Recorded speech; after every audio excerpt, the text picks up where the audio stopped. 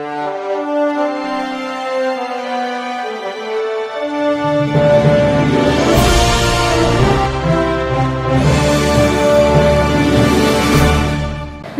मी Shweta Pawar, city TV लाईव्हच्या बातमीपत्रात आपलं स्वागत आहे।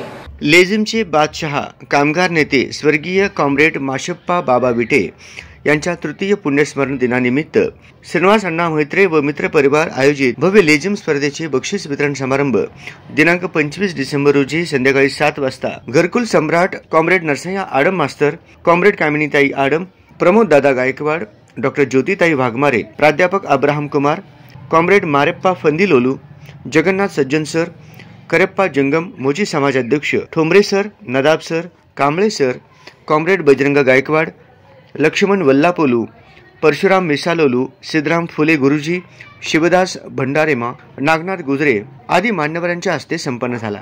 कार्यक्रमाचे संयोजक श्रीनिवास अण्णा मोहित्रे यांनी आलेल्या सर्व मान्यवरांचे स्वागत व सत्कार केले, तसेच सर्व विजेत्या संघाचे अभिनंदन केले आणि सर्व उपस्थित नागरिकांचे व मान्यवरांचे आभार व्यक्त करत कार्यक्रमाची सांगता केली। या स्पर्धेचा निकाल याप्रमाणे लागला।